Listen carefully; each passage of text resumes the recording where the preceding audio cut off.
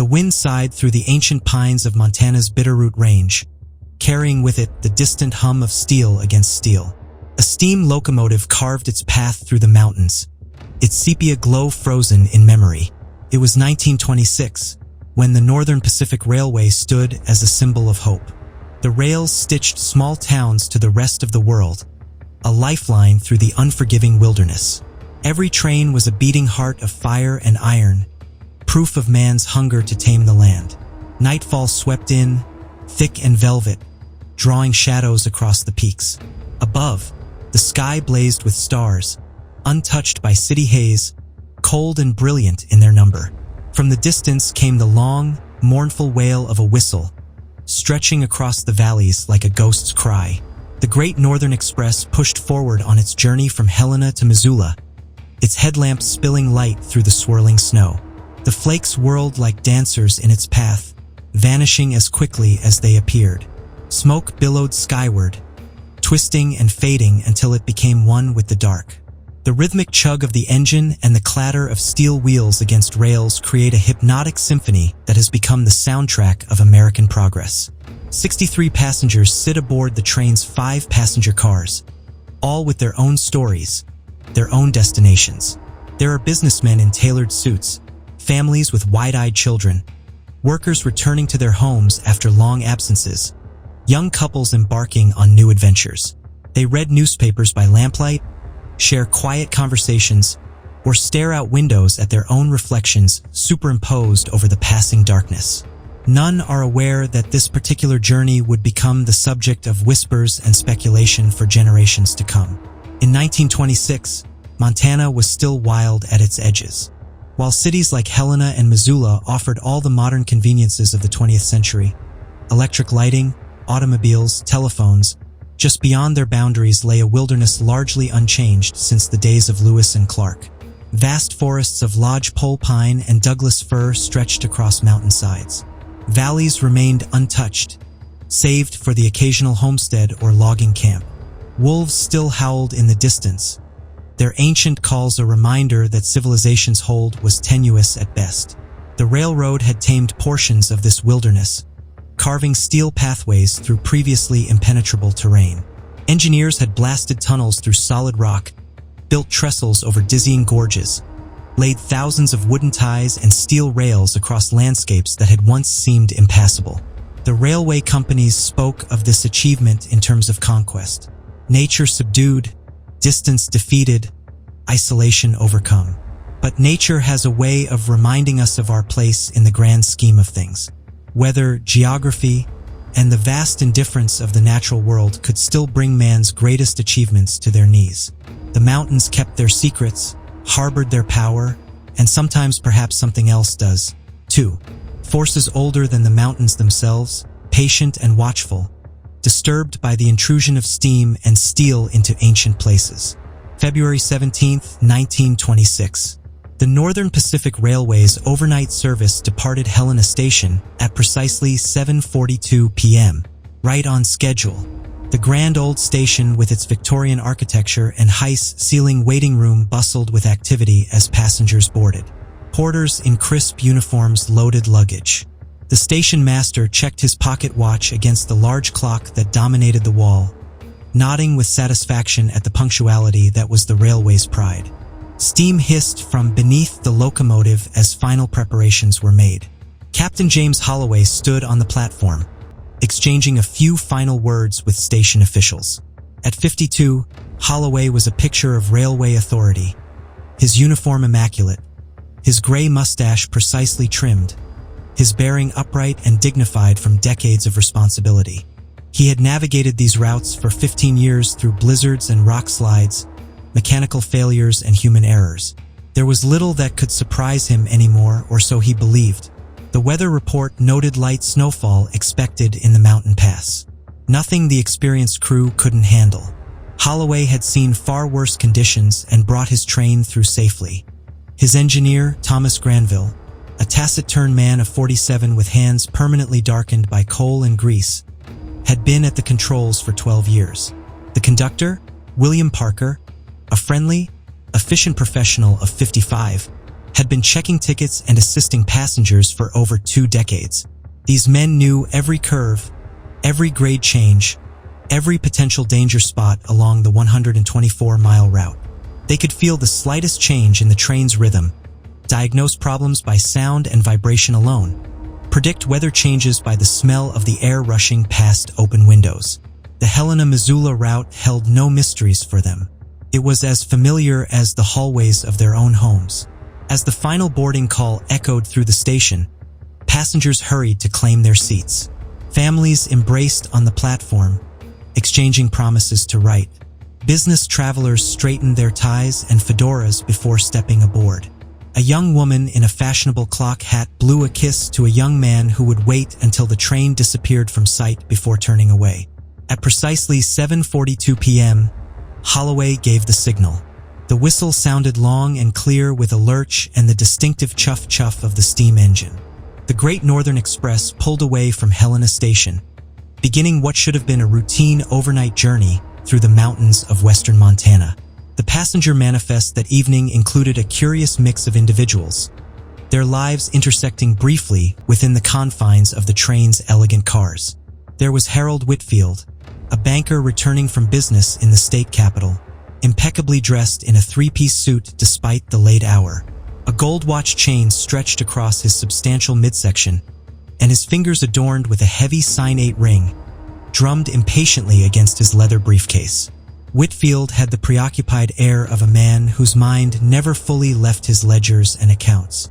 Seated near him, Margaret and Samuel Crawford, a middle-aged couple visiting their daughter in Missoula, shared a box of butterscotch candies.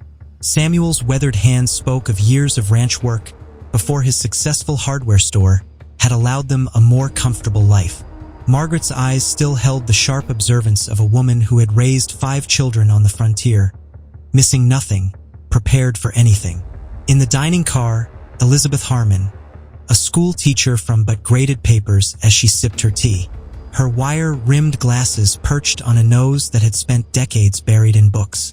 At 48, her hair was beginning to silver at the temples, but her posture remained ramrod straight, a habit formed from years of setting an example for proper deportment.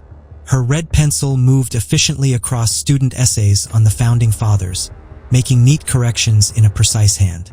Further back, John Miller, a cattle rancher with hands like tanned leather and eyes permanently narrowed from years squinting against the Montana sun, played cards with Edwin Palmer, a traveling salesman whose sample case contained the latest household gadgets from Chicago. Miller's laugh was as rough as his appearance, while Palmer's smooth sales patter flowed as easily over a card game as it did when demonstrating the newest egg beater or carpet sweeper to a skeptical housewife. In a private compartment, Daniel Roberts, an accountant with wire-rimmed glasses and thinning hair, reviewed figures in a leather-bound ledger. His pencil made small, precise notations as the train swayed. Across the aisle, Eliza Montgomery, a widow traveling to visit her sister, knitted a scarf with practiced movements, her arthritic fingers somehow still nimble when wrapped around familiar needles. The third car held the Reynolds family, George and Martha, with their children, Timothy, aged 12, and Sarah, aged 9. The children pressed their faces against the window glass, watching their breath fog the panes, then drawing pictures with their fingertips before the condensation disappeared. George read aloud from a book of adventure stories, his voice rising and falling with the drama of the tale, while Martha kept a watchful eye on her excited children, occasionally reminding them to sit properly.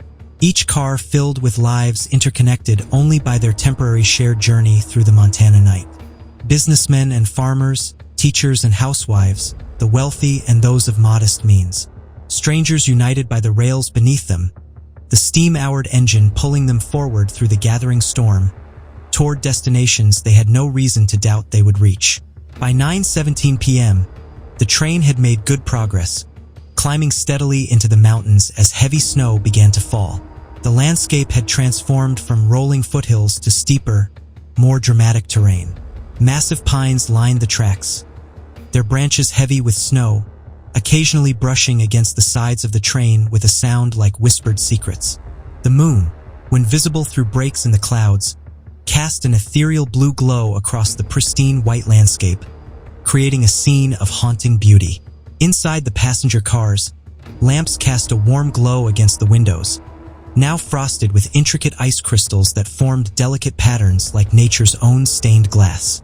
The heating systems worked overtime to combat the plummeting temperatures outside, creating cocoons of warmth within each car. The contrasting environments, freezing wilderness beyond the glass, comfortable civilization within, heightened passengers' awareness of their vulnerability and dependence on the machine carrying them through this inhospitable terrain. The rhythmic clickety-clack of wheels against rails created a hypnotic backdrop to the journey, lulling some passengers to sleep despite the early hour. Those who dozed slumped against plush upholstery, occasionally stirring when the train navigated a particularly sharp curve or crossed over a trestle bridge. Others engaged in quiet conversation, their voices kept low out of courtesy for those resting nearby. Some read books or newspapers to pass the time, the pages illuminated by the warm glow of brass reading lamps.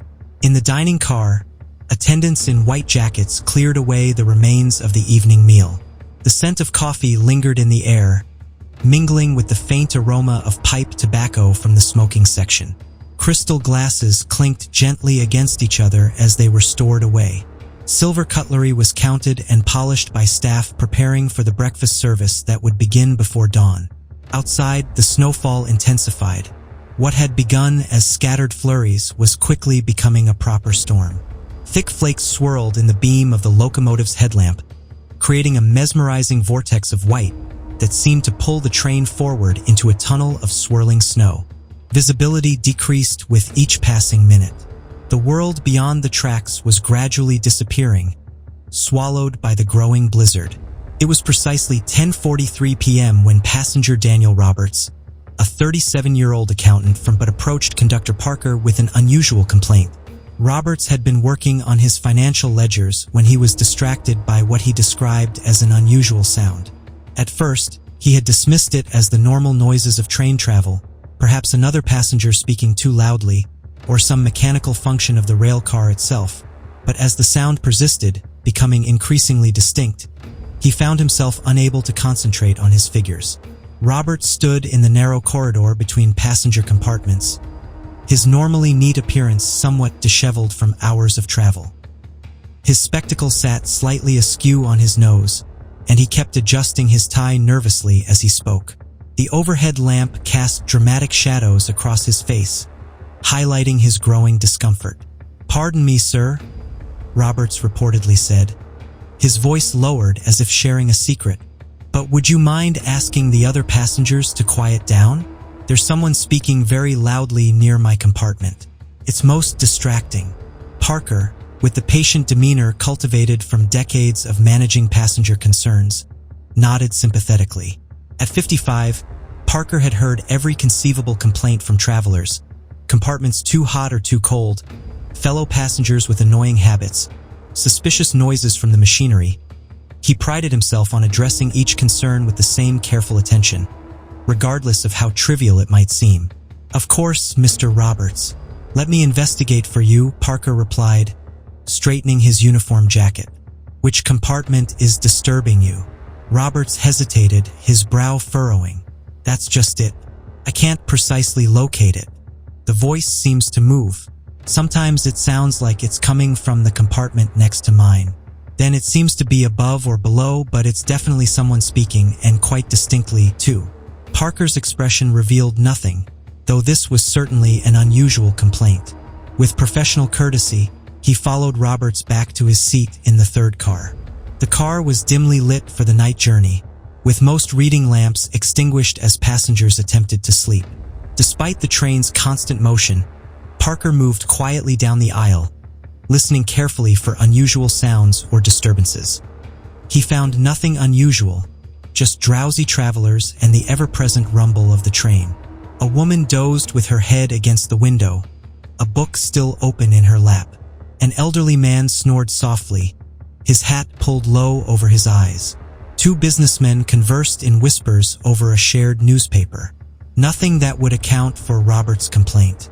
"I don't hear anyone speaking, sir," Parker told Roberts, keeping his voice low to avoid disturbing the other passengers. Perhaps it was someone passing through the corridor earlier. Robert stood in the middle of the car, his head tilted slightly as if listening for something just beyond normal hearing. His eyes darted around the compartment, searching for the source of his disturbance. After a moment, his shoulders slumped in apparent confusion or relief. "It's gone now," Roberts replied, visibly confused. "But I heard it clearly, a voice, not shouting, but penetrating somehow, like it was speaking directly into my ear." He shook his head, embarrassment now replacing his earlier agitation. "Perhaps I dozed off without realizing. A dream, possibly. I apologize for troubling you, conductor." Parker made a note of the odd complaint in his logbook, but thought little of it. The notation, later recovered from his personal effects, read simply, 10:43 p.m. Passenger in car 3D. Roberts reported hearing voices. Investigated. Nothing found. Passenger now says sound has stopped. Possible drowsiness causing auditory confusion. Passengers sometimes experience strange sensations while traveling at night, particularly those unaccustomed to railway journeys. The gentle swaying, the constant noise, the unusual sleep patterns enforced by travel, all could play tricks on the mind. Parker had witnessed many such occurrences over his years on the railways. He had no reason to think this incident any different or worthy of special concern. 32 minutes later at 11:15 p.m., the assistant's bell rang from a private compartment in the second car. The sharp, insistent ringing cut through the quiet hum of the train's nighttime operation. Parker, who had been checking the heating systems in the rear car, made his way forward, moving with practiced efficiency through the gently swaying corridor. The bell had come from compartment B in car 2, occupied by Eliza Montgomery, a 64-year-old widow traveling to visit her sister in Missoula. Mrs. Montgomery was a frequent traveler on this route, well known to the regular crew for her precise habits and generous tips. She typically kept to herself, reading or knitting in her compartment, venturing out only for meals or to stretch her legs occasionally. She was not known for making frivolous requests or causing disturbances. When Parker arrived at her compartment, he knocked gently on the door. "Mrs. Montgomery, this is Conductor Parker. Did you ring for assistance?" There was a pause long enough that Parker wondered if perhaps the bell had malfunctioned or been rung accidentally. He was about to knock again when he heard movement inside the compartment, followed by the sound of the latch being slowly turned. The door opened just a few inches, revealing Mrs. Montgomery's face, pale in the dim corridor light. Her normally impeccable silver hair was disheveled, as if she had been running her fingers through it repeatedly. The pearl necklace she always wore, a gift from her late husband she had once told Parker, was clutched tightly in one hand rather than around her neck. Most concerning were her eyes, wide with an emotion Parker immediately recognized as genuine fear. "Mr. Parker," she whispered, her voice thin and wavering. "Thank goodness you've come. There's someone." She stopped, glancing nervously over her shoulder at the empty compartment behind her. The small space contained only her neatly made bed, her traveling valise on the luggage rack, and her knitting basket on the small fold-down table. Nothing that should cause such evident distress. "Are you unwell, Mrs. Montgomery?" Parker asked, concerned now that the elderly woman might be experiencing some medical issue. "Shall I fetch some water or perhaps some tea to settle your nerves?" Mrs. Montgomery shook her head sharply, still clutching the door as if afraid to open it further. No, I'm not ill." She hesitated again, clearly struggling to articulate something she found deeply disturbing. "There's someone in the walls," she finally whispered, eyes wide with genuine fear. "A man's voice. He keeps saying the same thing over and over." Parker felt a chill that had nothing to do with the winter night outside. The similarity to Robert's complaint just half an hour earlier was impossible to ignore. Still, he maintained his professional demeanor, showing nothing of his growing unease. "What is he saying, ma'am?" Parker asked, already suspecting some connection to Robert's earlier complaint. Mrs. Montgomery's response was recorded in Parker's log, the normally neat handwriting showing unusual shakiness. He says, "Return what was taken. The mountain demands its due." The elderly woman pulled her dressing gown tighter around herself. The fine wilshaw she wore over it clutched at her throat. It started as a whisper just at the edge of hearing. I thought perhaps it was the wind or the train's machinery, but it grew clearer, more insistent. Her voice dropped even lower. The voice doesn't sound normal, Mr. Parker. There's something wrong about it. Something old. Parker entered the compartment fully now, closing the door behind him to avoid alarming other passengers. He checked the walls carefully, tapping in several places, listening for any unusual sounds in the train's infrastructure that might be misinterpreted by an anxious traveler. The heating pipes sometimes created strange noises as they expanded and contracted. The wooden panels occasionally creaked as the train swayed, but nothing that could be mistaken for a human voice speaking distinct words. "I don't hear anything unusual now, Mrs. Montgomery," he said gently. Perhaps it was the storm outside or some effect of the train's motion. Sound can behave strangely in these mountain passes. But Mrs. Montgomery was not comforted. She sat rigidly on the edge of her bed, her knuckles white where they gripped her pearl necklace. "It wasn't the wind, Mr. Parker. It wasn't the train. It was a voice, and it knew my name." This last detail, not recorded in Parker's official log, but mentioned in his personal journal recovered later, was perhaps the most disturbing of all. It said, "Eliza, return what was taken."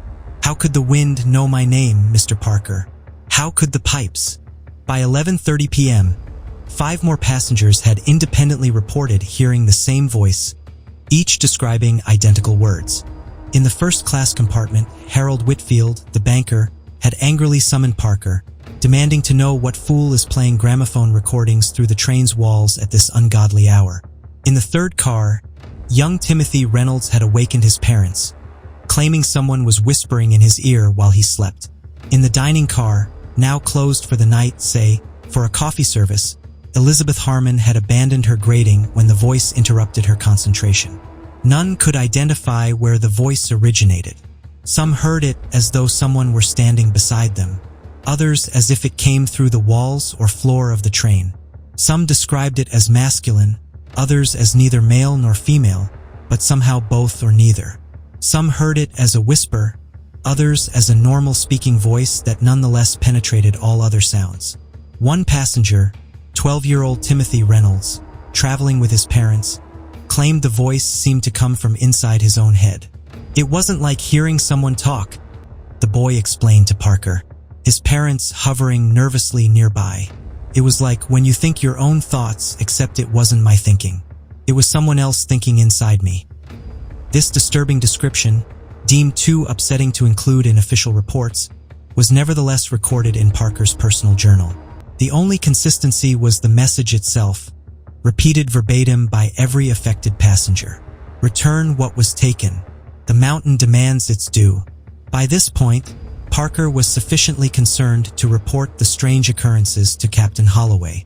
The 2 men met in the crew compartment at the front of the first passenger car, speaking in low voices to avoid alarming nearby travelers. 7 passengers now, all hearing the same voice, the same words, Parker explained, showing Holloway his logbook. Started with Roberts in car 3, then Mrs. Montgomery in her private compartment. Now it's spread throughout the train. "I've never experienced anything like it, James. Never in 20 years on the railways." Holloway, a practical man who had little patience for superstition or hysteria, frowned as he reviewed Parker's notes. Mass suggestion, perhaps. Could Roberts have overheard something and mentioned it to others? People are suggestible, William. One person mentions hearing voices. Suddenly, everyone's hearing them. Parker shook his head. Robert spoke only to me, and Mrs. Montgomery was alone in her compartment with the door locked. The Reynolds boy was asleep when he heard it. These people aren't talking to each other. They're not comparing stories. They're all hearing the same thing independently. Holloway ran a hand over his face, the strain of the situation etching new lines around his eyes. Could be some issue with the heating system, steam in the pipes making strange sounds, or the electrical wiring for the lamps. We've had issues before with crossed wires causing odd noises. Steam pipes don't say return what was taken, James Parker replied quietly. And they certainly don't address passengers by name. This last detail made Holloway straighten up. By name? You didn't mention that. Mrs. Montgomery claims the voice called her Eliza, and the Harmon woman said it addressed her as teacher. I didn't include it in the official log because Parker hesitated. Well, because it sounds insane, doesn't it? But these are level-headed people, James. Not the type for hysterics or tall tales. Holloway considered this information, his expression grave. Any other commonalities? Specific cars? Seating positions? None I can determine. Is throughout the train.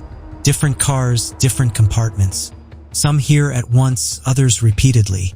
Mrs. Montgomery heard it 3 times before she rang for assistance. Captain Holloway ordered a thorough inspection of the train while maintaining their course. The storm outside was intensifying, making any stop inadvisable unless absolutely necessary. A delay in the mountain pass could mean being stranded for hours or even days if the tracks became impassable due to snow accumulation.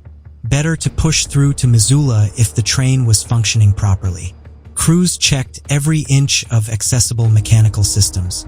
No unauthorized persons were found. No stowaways hiding in cargo areas. No one who shouldn't be aboard. The communication system was examined and found to be functioning normally.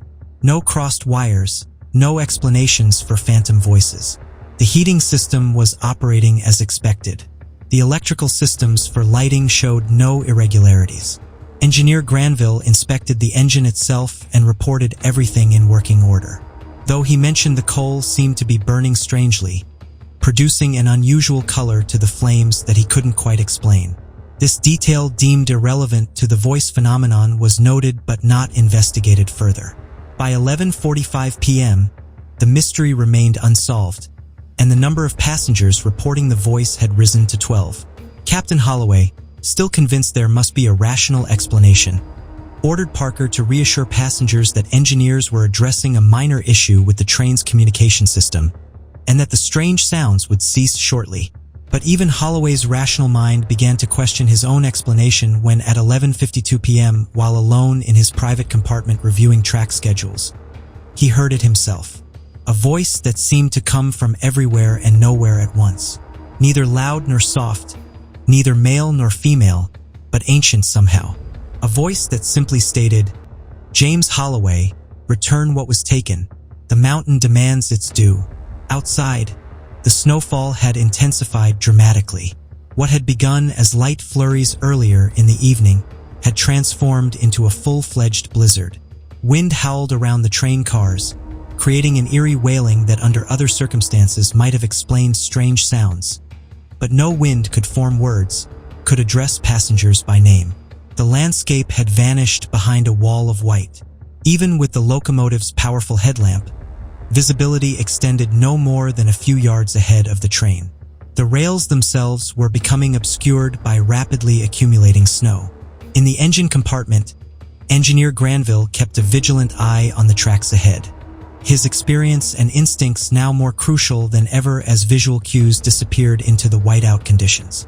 The temperature dropped to 17 degrees below zero, unusually cold even for February in Montana. The extreme cold caused the metal of the train to contract, creating occasional sharp cracking sounds as the structure adjusted. Ice formed on the outside of windows despite the heat within. Passengers huddled under blankets provided by the porters. The earlier complaints about strange voices temporarily overshadowed by more immediate concerns about the worsening weather. In the crew areas, Holloway consulted with Granville about the conditions. The engineer's face was grim as he wiped frost from the windows of the engine compartment for the dozenth time. "Worst blizzard I've seen in these parts," Granville shouted over the roar of the engine and the howling wind.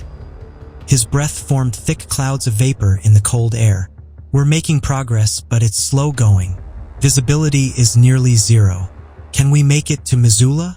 Holloway asked, the practical concern of their journey temporarily displacing the mystery of the voice. Granville nodded, though his expression remained uncertain. "If the snow doesn't get much deeper on the tracks, another foot, and we'll start having real trouble. And there's the pass ahead, always tricky in good weather, let alone in this."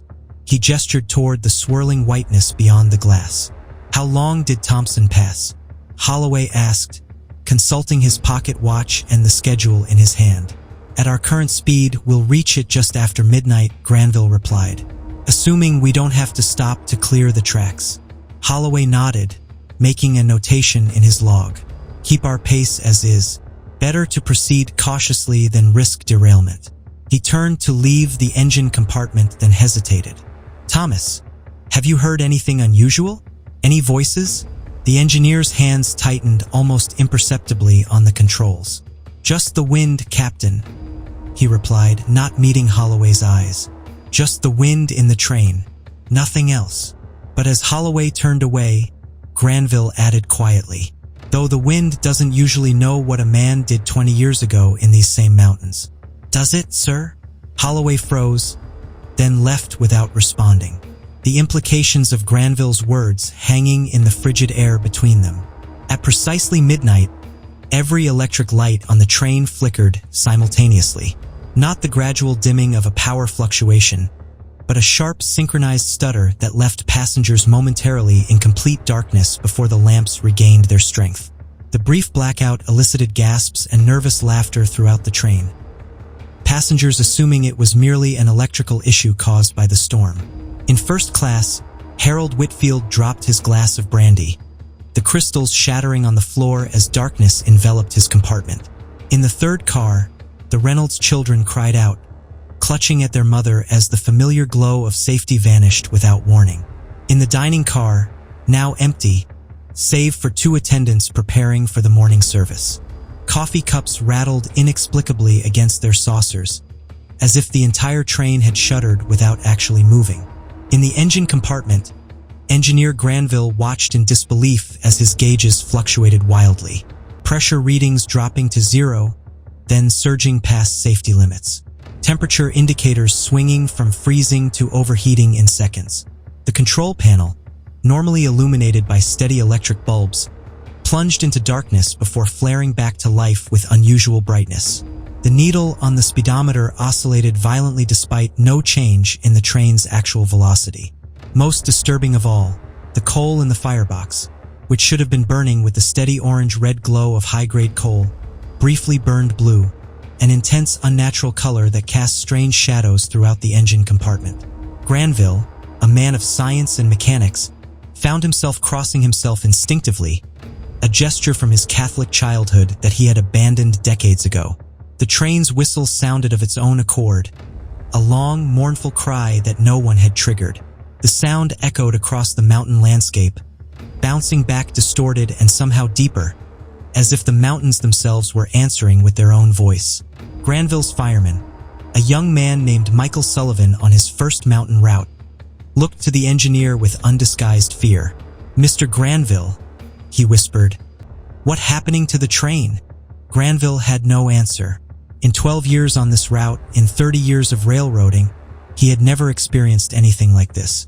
The massive machine beneath his control, previously as familiar to him as his own body, suddenly seemed alien, unpredictable, almost alive in some incomprehensible way.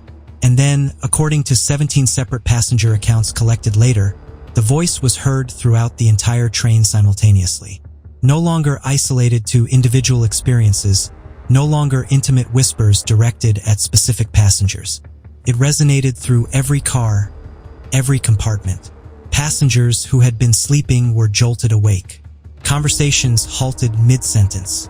The normal sounds of the train, the clicking of wheels against rails, the hiss of steam, the creaking of wood and metal, all seemed to fade away, replaced by a single voice that filled every available space. "Return what was taken. The mountain demands its due. This path is forbidden." The voice, described consistently as male, deep, and emotionless, spoke these words 3 times in succession. The precision of this detail, 3 repetitions, no more, no less, appeared in every account, from educated and uneducated passengers alike.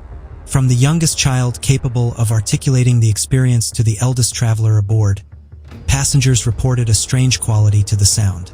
Not quite human, yet not mechanical either. Some described it as ancient, Others said it reminded them of wind through rock formations or water rushing through deep underground caverns. Elizabeth Harmon, the school teacher, would later write in her journal that it sounded like the voice of the land itself, neither alive nor dead, but existing in some state beyond our understanding. Most disturbing was the effect the voice had on the physical environment of the train. Multiple passengers reported that during the 3 repetitions, condensation on the windows froze into unusual patterns, not the random crystallization of normal ice formation, but deliberate shapes that resembled writing in an unknown script. The flames in oil lamps burned without flickering, unnaturally still despite the train's movement. Several passengers claimed that for the duration of the voice's speech, the sensation of the train's motion ceased entirely, as if they were suspended in place while the world continued to move around them. When the voice fell silent after its 3rd repetition, the train seemed to exhale collectively. Normal sounds returned in a rush: the clatter of wheels, the howl of wind, the mechanical symphony of early 20th century rail travel. Passengers exchanged frightened glances, many crossing themselves or clutching religious medallions. Parents held children close. Strangers who had barely acknowledged each other now formed instant bonds of shared experience and mutual fear. Captain Holloway, who had been moving between cars when the voice manifested throughout the train, stood frozen in the vestibule connecting the 2nd and 3rd cars. His decades of railway experience had not prepared him for this situation. No protocol existed for a train that spoke with a voice that couldn't possibly exist, that knew things it couldn't possibly know. At 12:07 a.m., February 18th, Captain Holloway made the decision to stop the train. The combination of rapidly deteriorating weather conditions, increasingly distressed passengers, and the unexplainable phenomena culminated in a situation that demanded caution. The safety of everyone aboard was his primary responsibility, and continuing through the mountain pass in the midst of both a natural and seemingly supernatural crisis struck him as foolhardy. Holloway made his way to the engine compartment, the biting cold of the vestibules between cars a shock each time he passed through. Ice had formed inside these connecting areas, coating handrails and door handles with a slick, treacherous layer. The storm howled through the small gaps around doors, driving needle-sharp ice crystals that stung exposed skin. Even within his heavy uniform and overcoat, the cold penetrated to his bones. "Thomas," he said as he entered the engine compartment, where Granville and Sullivan were still monitoring the now stable but thoroughly unnerving controls. "We need to stop. The weather's too severe and the passengers are approaching panic. We'll wait out the worst of the storm, then proceed once conditions improve." Granville nodded, relief evident in his expression. "Probably wise, sir. There's a relatively level stretch coming up in about a mile. Less risk of drifting snow there, and we'll be on a straight section of track rather than a curve. Better place to wait it out than most in these mountains." Holloway consulted his railway maps, spread out on a small ledge designed for this purpose. His finger traced their position, now approaching Thompson Pass. "Here?" he asked, indicating a spot just before the most treacherous section of the pass. "Yes, sir. Wide enough there that snow will blow clear rather than building up against the train. Rock face on the north side will provide some shelter from the worst of the wind."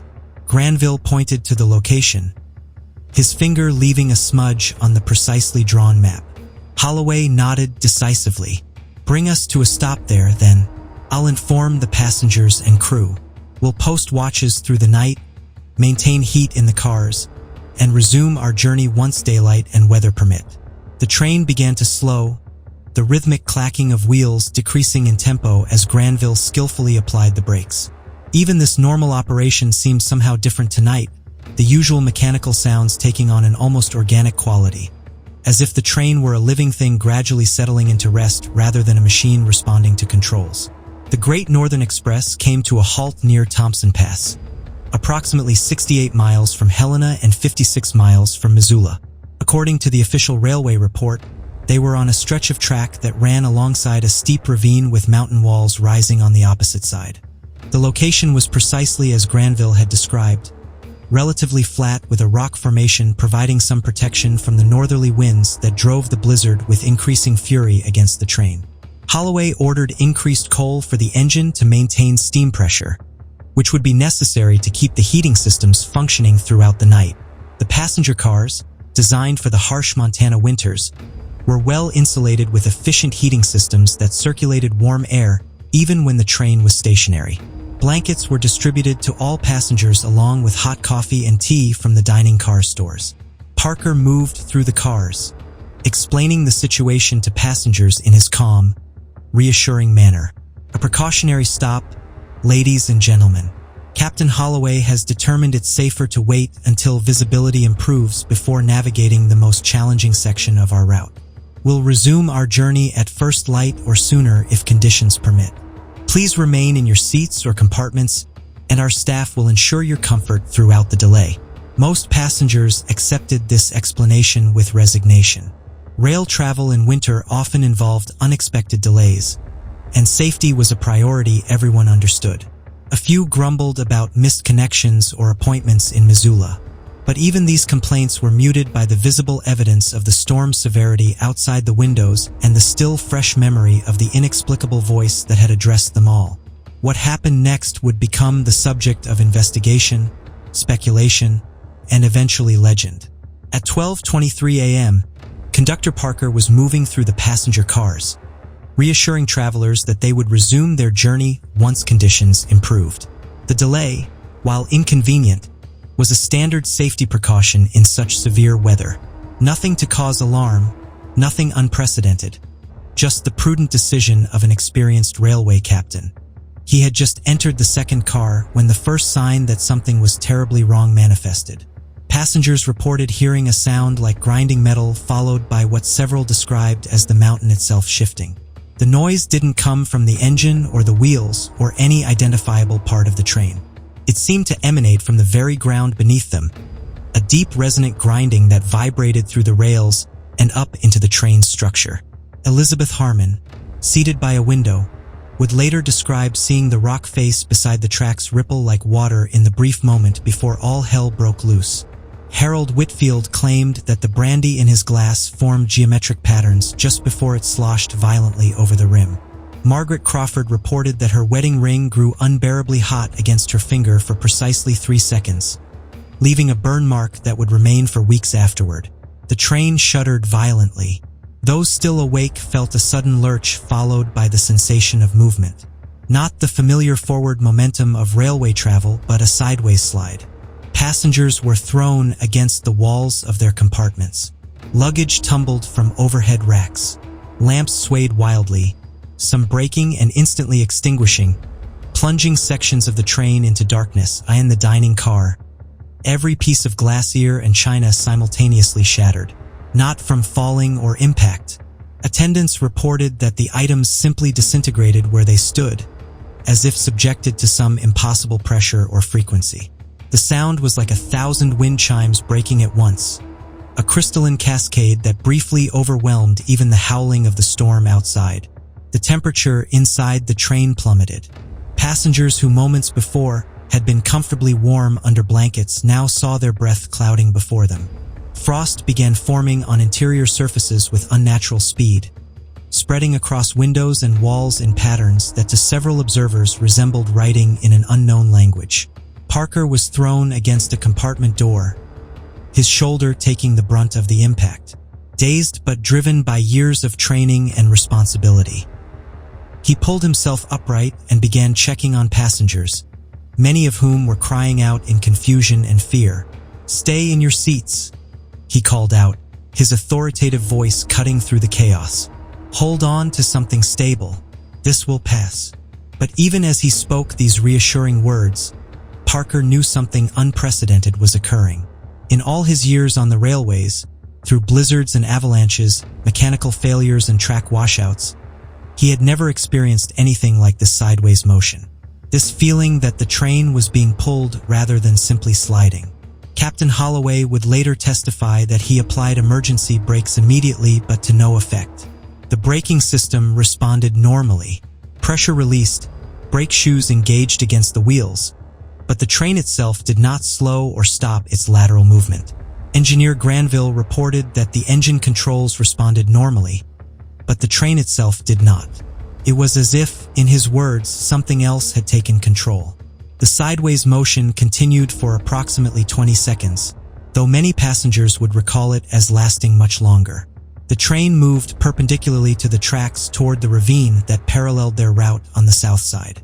By all laws of physics, by all principles of railway construction and operation, what was happening should have been impossible. A train cannot move sideways off its tracks without derailing catastrophically. Yet, witnesses consistently described a smooth, almost floating sensation, as if the massive iron machine had somehow been liberated from gravity's normal constraints. In the engine compartment, Granville and Sullivan watched in horror as the ground beyond their windows, previously solid rock and packed snow, gave way to empty space. The locomotive was now suspended over the ravine, still attached to the passenger cars behind it, still somehow intact despite having left the tracks entirely. "My God," Sullivan whispered, clutching the edge of the control panel. "My God, what's happening?" Granville, speechless for perhaps the first time in his long career, could only shake his head as he stared at the impossibility before him. Below the engine, the ravine gaped, a 100-foot drop to the snow-covered rocks below. Yet the train hung suspended, neither falling nor returning to the tracks, caught in some impossible moment between normal physics and something else entirely. And then the voice returned, not isolated to individual passengers now, not even broadcast throughout the train as before. This time it seemed to come from the ravine itself, from the darkness and depths below them, rising up to envelop the suspended train in sound that was felt as much as heard. "The unworthy are taken, the worthy are judged, the debt remains." The words reverberated through every molecule of the train, through the bodies of every person aboard. It was not sound as humans typically experience it.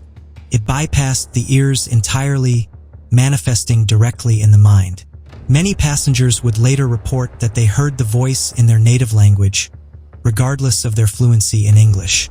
The message transcended ordinary communication, implanting itself directly into human consciousness through some mechanism beyond scientific understanding. What we know with certainty is this.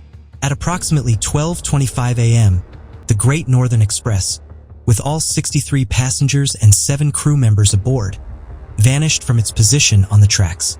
The official report from the Northern Pacific Railway Company dated March 3, 1926, stated that a catastrophic track failure occurred, likely due to extreme weather conditions and possibly a small avalanche. According to this account, the train derailed and plunged into the ravine below, where deep snow drifts buried the wreckage. This explanation satisfied the railway company's insurers, provided grieving families with closure. It offered a rational account for a tragedy that claimed 70 lives on that February night. Except that isn't what happened. 3 days after the disappearance, on February 21st, as search parties combed the ravine below the tracks, a miracle occurred.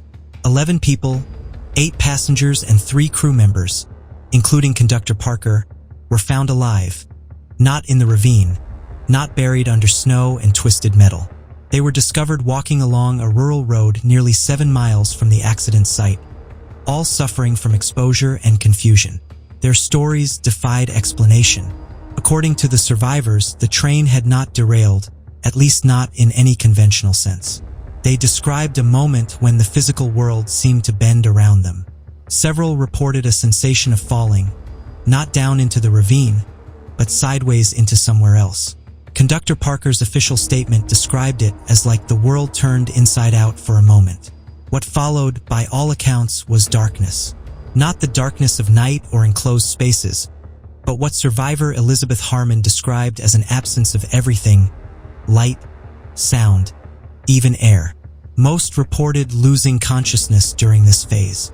When they awoke, these 11 individuals found themselves scattered across a forested area that none recognized.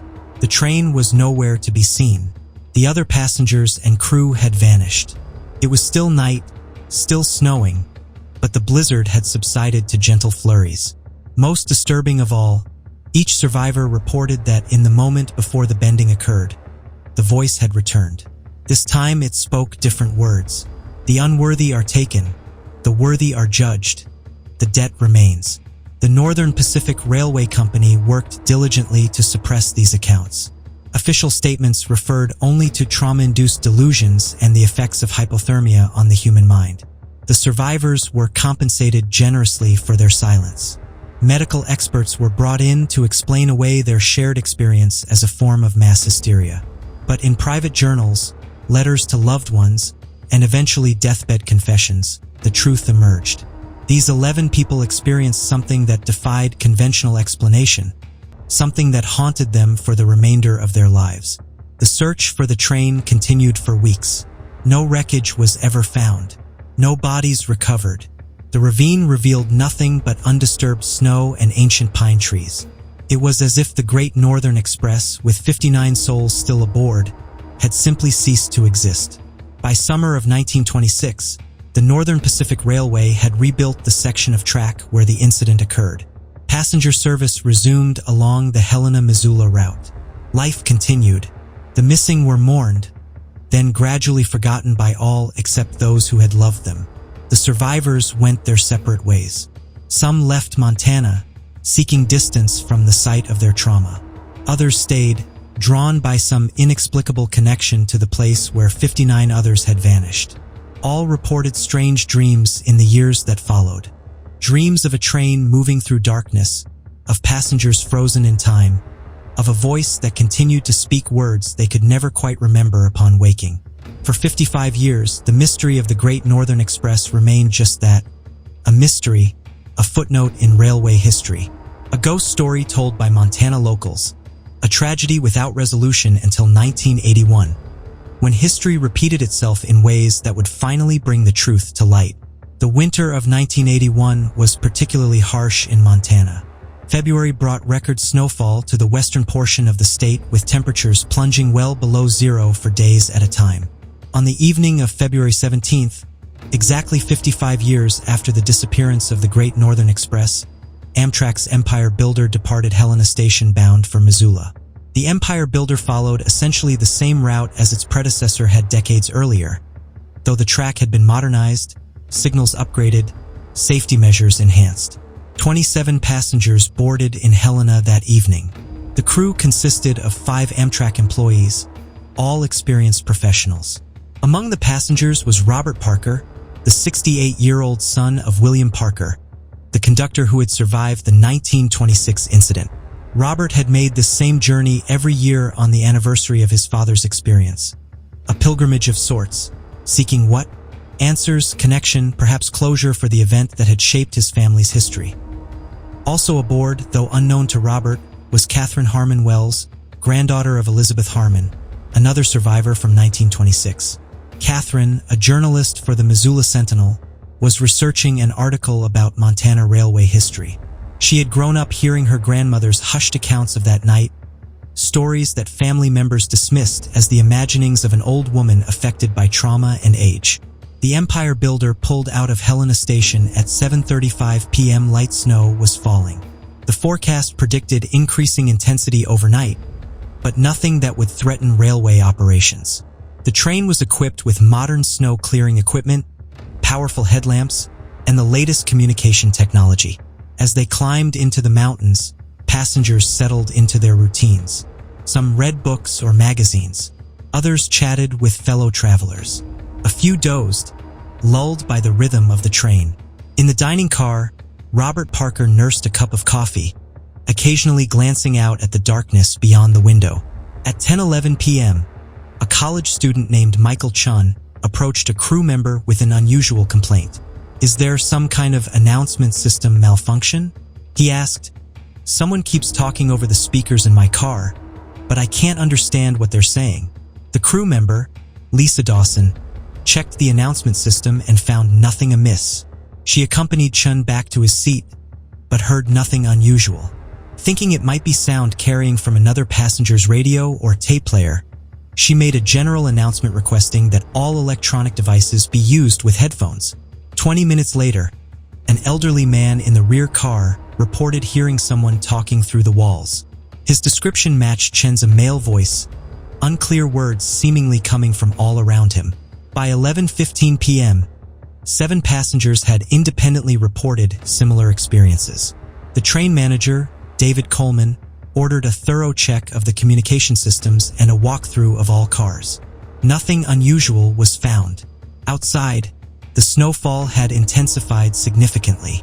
They were now passing through Thompson Pass, the same area where the Great Northern Express had disappeared 55 years earlier. In the dining car, Robert Parker felt a chill that had nothing to do with the winter storm outside.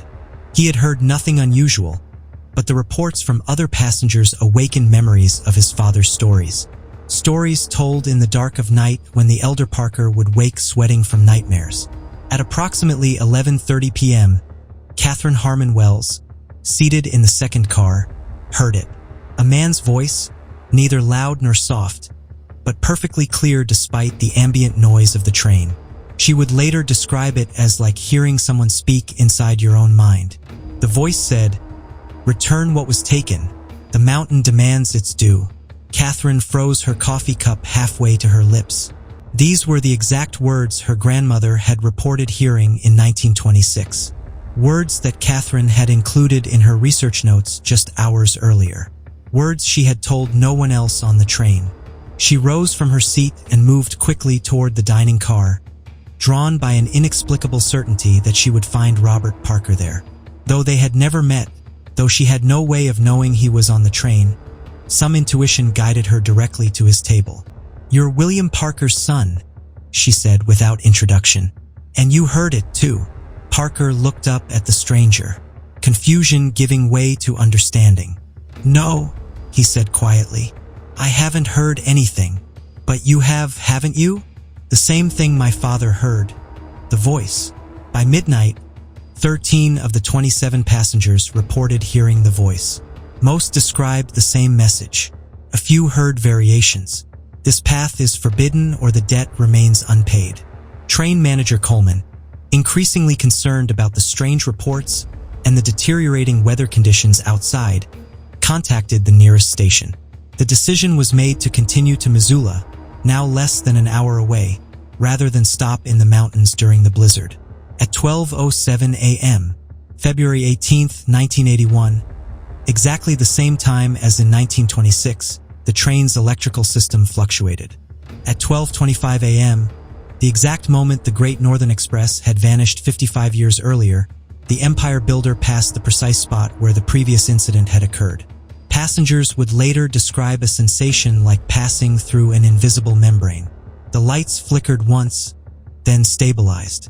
The train seemed to hesitate, as if caught between moving forward and being pulled sideways for 3 seconds. That felt like an eternity. Everyone aboard experienced what many described as time stopping, and then, without further incident, the Empire Builder continued on its way.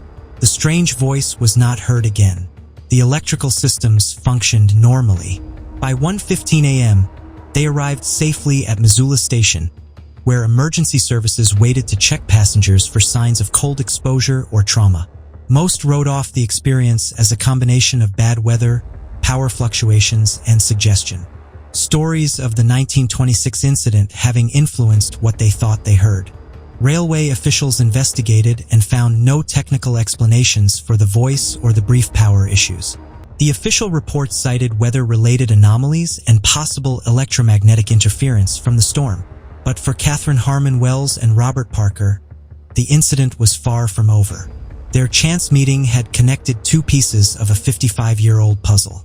And what they discovered in the weeks that followed would challenge everything history had recorded about the Great Northern Express.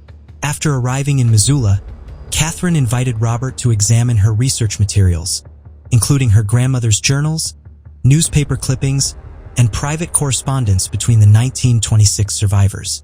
In return, Robert shared letters his father had written, detailed accounts of what really happened that night and in the strange days that followed. Two details immediately connected. All 11 survivors from 1926 reported that in the moment before the slipping sideways, they had each been thinking about someone they loved who wasn't on the train. Each had, in that critical moment, been mentally elsewhere, connected to the outside world by bonds of love, obligation, or duty. More significantly, all 11 had at some point during the journey heard the voice's first message. Return what was taken, and had consciously or unconsciously understood what it meant. Catherine and Robert spent days piecing together the history that preceded the 1926 incident. They discovered that the railway through Thompson Pass had been completed in 1883. During its construction, workers had uncovered a series of caves containing Native American artifacts, items considered sacred by the local Blackfeet tribe. Despite protests from tribal representatives, these artifacts were removed. Some went to museums, others disappeared into private collections. The railway construction continued directly over the cave entrance, effectively sealing it beneath tons of steel and wood. According to Blackfeet oral history, the caves were considered thin places, portals where the physical world and the spirit world overlapped. The artifacts had served as anchors, maintaining balance between realms. Their removal, followed by the desecration of the site with railway construction, had severed that connection. The voice first heard on the Great Northern Express in 1926 was, according to this understanding, not a ghost or supernatural entity in the conventional sense.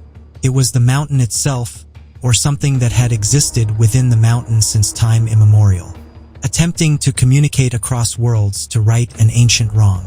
But the most startling discovery came when Catherine and Robert overlaid the passenger manifests from both trains. The 27 passengers aboard the 1981 Empire Builder included direct descendants of 17 passengers from the vanished 1926 train. Not survivors, but those who had disappeared. The connection was unmistakable. Something had drawn these specific individuals to this specific train on this specific date. Something was attempting to complete a cycle that had begun 55 years earlier. Catherine and Robert took their findings to Dr. Eleanor Blackwood, a professor of anthropology at the University of Montana, who specialized in Blackfeet culture. After reviewing their research, Dr. Blackwood introduced them to Joseph Running Elk, a Blackfeet elder whose grandfather had been among those who protested the railway construction in the 1880s. "What you experienced," Running Elk told them after hearing their account, "is what my people have known for generations. The land is alive. It remembers. It seeks balance." He explained that the caves beneath Thompson Pass had been sealed for a reason by his ancestors.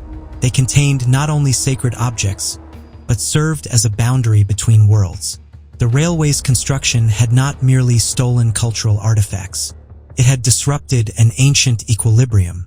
"The voice you heard is what we call the in-between," Running Elk said. "Not spirit, not physical, but the force that separates and connects both realms. When the balance was broken, this force began pulling things from our world into the other. The train," Robert said quietly. "The passengers who vanished." Running Elk nodded. "The first train, 59 souls taken as payment for what was stolen. But it wasn't enough. The debt remains unpaid and the 11 who survived." Catherine asked, "Why were they spared?" "The in-between judges worthiness differently than we do," Running Elk replied. "Those who were connected to this world by bonds of love and obligation. The in-between recognized these tethers and released them. The others remain elsewhere, neither dead nor alive as we understand it, moving forever along tracks that exist in the space between worlds." This revelation led Catherine and Robert to a disturbing conclusion. The incident on the Empire Builder in 1981 had been a warning. The 55-year cycle was significant in Blackfeet cosmology, a period after which spiritual debts must be either paid or doubled. The debt remained unpaid, which meant that on February 17, 2036, another train would pass through Thompson Pass, and this time the price would be higher. Together with Dr. Blackwood and Joseph Running Elk, they began piecing together which artifacts had been removed from the caves in the 1880s and where they might now be located. Museum records provided some answers. Private collectors, more reluctant to acknowledge items of questionable provenance, proved more difficult to trace. By autumn of 1981, they had located 7 of the estimated 23 significant artifacts taken from the caves. Through Dr. Blackwood's academic connections and Running Elk's standing in the Blackfeet community, arrangements were made for these items to be returned to tribal custody. But the most important artifact, described in railway company records as a carved stone cylinder with unusual markings, remained missing. According to Running Elk, this object was the linchpin, the central anchor between worlds. Without it, the balance could not be restored. The search led them to Harold Whitfield III, grandson of the banker, who had vanished on the Great Northern Express. The elder Whitfield, it emerged, had been returning from Helena with several curiosities purchased from a private collector, items originally taken from the caves during railway construction. Whitfield's home in Butte contained a private collection of Native American artifacts meticulously catalogued and preserved. Among them was the carved stone cylinder displayed prominently in a custom glass case. The younger Whitfield, initially reluctant to part with a family heirloom, changed his position after experiencing a series of dreams in which he found himself aboard a train moving through darkness, surrounded by passengers who aged but never arrived at their destination. Among them, always seated in the same position, was his grandfather, eternally 63 years old, eternally waiting. On December 12, 1981, in a small ceremony attended by Blackfeet tribal representatives, railway officials, and descendants of both the vanished passengers and the survivors, the carved stone cylinder and the other recovered artifacts were returned to the mountains near Thompson Pass. Unable to access the original caves beneath the railway, they followed Running Elk's guidance to create a new repository in a natural cave system nearby. As the final artifact was placed, witnesses reported a sound like distant train wheels against tracks, followed by what some described as multiple voices speaking in unison, too faint to discern words, but carrying a tone of what several people independently described as release. In the years that followed, Robert Parker and Catherine Harmon Wells continued their research, documenting everything they had discovered. Their findings were preserved in a manuscript titled The Debt Between Worlds, copies of which were placed in the Montana Historical Society archives, the University of Montana Library, and with the Blackfeet Cultural Heritage Center. The manuscript concluded with a warning. Despite their efforts to restore balance, they could not be certain the debt was fully paid. The voice had claimed 59 lives. Only 23 artifacts had been identified, and of those only 13 had been recovered and returned. The balance sheet of cosmic justice remained unclear. As a precaution, they included a specific recommendation. On February 17, 2036, no trains should pass through Thompson Pass between midnight and 1 a.m. Whether railway authorities would heed this warning from a document many considered more folklore than fact remained to be seen. Catherine Harmon Wells continued her journalism career, eventually becoming editor of the Missoula Sentinel. Though she reported objectively on many topics throughout her career, she never published the full story of what she had discovered about the Great Northern Express. Some truths, she believed, were too complex for newspaper columns. Robert Parker remained in Missoula after their investigation concluded. Each year on February 17th, he would visit the mountain pass, not by train, but driving as close as roads would allow, then hiking to a viewpoint overlooking the tracks. He would stand in the winter night, watching, listening. Sometimes he reported hearing distant voices carried on the wind. Sometimes in the right light, he claimed to see the momentary shimmer of a train that wasn't there passing through the darkness. Both went to their graves, believing they had prevented another incident, that their efforts to return what was taken had satisfied the debt. Yet, both also left behind sealed letters to be opened by their descendants in 2036, containing all they had learned and a final warning. What actually happened to the 59 souls aboard the Great Northern Express on that February night in 1926? Were they, as Running Elk suggested, caught in some in-between place? A train eternally in motion but never arriving? Did the return of the artifacts release them or merely prevent others from joining them? These questions remain unanswered. Railway records show no scheduled services through Thompson Pass between 11 p.m. and 1 a.m. on February 17th each year since 1982. An operational footnote unexplained in official documentation, but maintained through decades of scheduling. And in the mountains of western Montana, when winter winds blow through the passes and snow blankets the ancient pines, locals sometimes speak of hearing a distant train whistle where no train is running. Some claim to have seen lights moving through the night, following the path of tracks laid down nearly 150 years ago. Others report hearing voices carried on the wind, never quite clear enough to make out words, but always with the same cadence, the same insistence. The mountain remembers. The debt may be paid or it may merely be postponed. Only time will tell. And somewhere, perhaps in that space between worlds that Running Elk described, a train continues its journey. 59 passengers frozen in time, waiting for the moment when balance is finally restored and they can complete their interrupted journey to Missoula, waiting for someone to recognize what was taken and what must be returned. In 2025, with 11 years remaining before the next 55-year cycle completes, a construction project to modernize the railway through Thompson Pass uncovered something unexpected beneath the original tracks. The sealed entrance to a cave system untouched since the 1880s.